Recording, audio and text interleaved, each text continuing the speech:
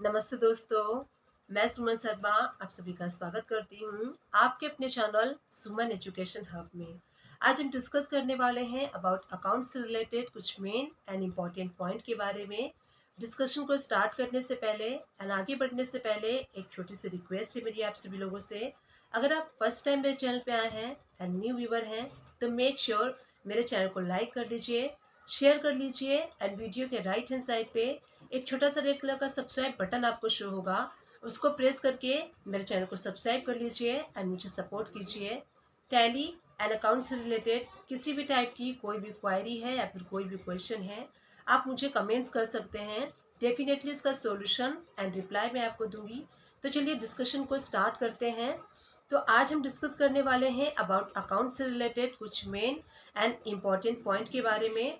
जैसा कि आप सभी लोग को पता है कि एग्जिस्टिंग फाइनेंशियल ईयर यानी कि 2020 एंड 21 फिनिश होने वाला है 31 मार्च 2021 को।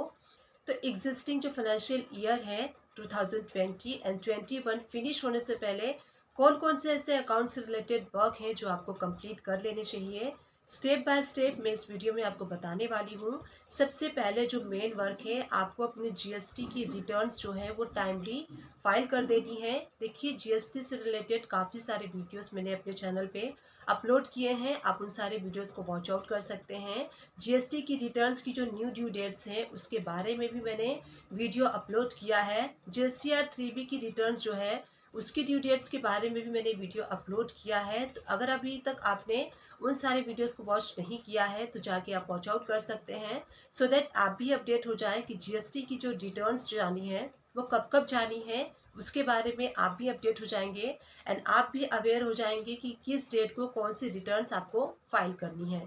तो उन सारे वीडियोस को आप वॉच आउट कर लीजिएगा। उसके बाद देखिए सेकेंड वर्क जो आता है बैलेंस शीट का आता है। तो बैलेंस शीट पे हमें वर्क करना होता है, जैसे कि ईयर एंड होने वाला है तो हमें बैलेंस शीट फाइनलाइज करना होता है। अब देखिए बैलेंस शीट के अंडर में क्या क्या आता है। बैलेंस शीट के अंडर में आपके सेल्स होते हैं, आपके परचेज होते हैं, एक्सपेंसेस होते हैं, कैश से रिलेटेड एक्सपेंसेस होते हैं एंड आपका बैंक होता है। तो ये सारा आपका प्रॉपर रिकनसाइल होना चाहिए। जैसे कि आपका सन्ड्री क्रेडिटर्स, जैसे कि जिस पार्टी से आप परचेस करते हैं उस पार्टी का आपका पूरा रिकन्सिलेशन होना चाहिए, सारे पार्टी का आपको प्रॉपर रिकनसाइल करना चाहिए कि जिनसे आपने परचेस किया है उनसे आपने पेमेंट रिसीव कर ली है या फिर नहीं किया है, कौन सा बिल आपने रिसीव किया है। अगर कोई ऐसा बिल तो नहीं है कि कोई बिल आपके पास नहीं आया है, आपके पास छूट गया है, आपने एंट्री नहीं की है, तो वो भी आपको ध्यान रखना है। एंड सन्ड्री डेटर्स भी आपका मैच होना चाहिए पार्टी के साथ। तो जो सन्ड्री डेटर्स है, जैसे कि जिनको हम सेल करते हैं उनको हम सन्ड्री डेटर्स कहते हैं, तो वो भी आपका प्रॉपर रिकनसाइल होना चाहिए। एंड जो बैंक है वो भी आपका रिकन्सिलेशन होना चाहिए, प्रॉपर आपका जो बैंक है वो आपका अकाउंट्स के साथ मैच होना चाहिए।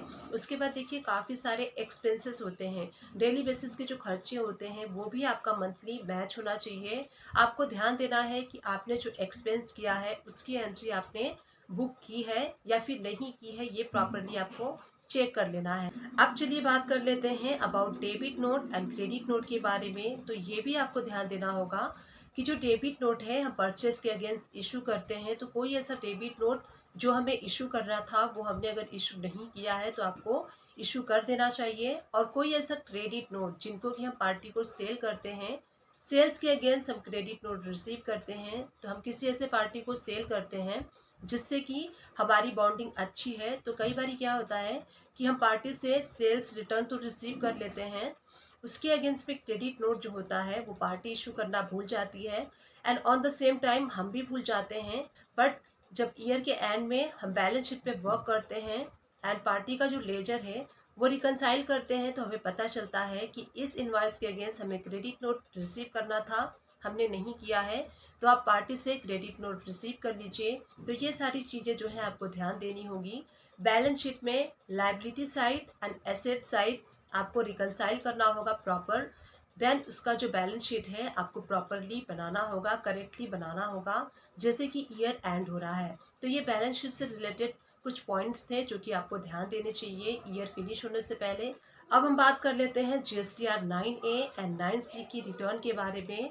तो GSTR 9A and GSTR 9C के लिए जो लास्ट ड्यू डेट है 2019 एंड 20 के लिए जो लास्ट ड्यू डेट है वो 31 मार्च 2021 है। तो इससे पहले आप अपने GSTR 9A and GSTR 9C को फाइल कर लीजिए। आप लेट मत कीजिए, क्योंकि गवर्नमेंट ने ऑलरेडी जो डेट है वो काफ़ी एक्सटेंड कर दिया है। तो आप ये मत एक्सपेक्ट कीजिए कि और हमें जो गवर्नमेंट है टाइम दे देगी। तो आप timely GSTR 9A and GSTR 9C जो है वो फाइल कर लीजिए।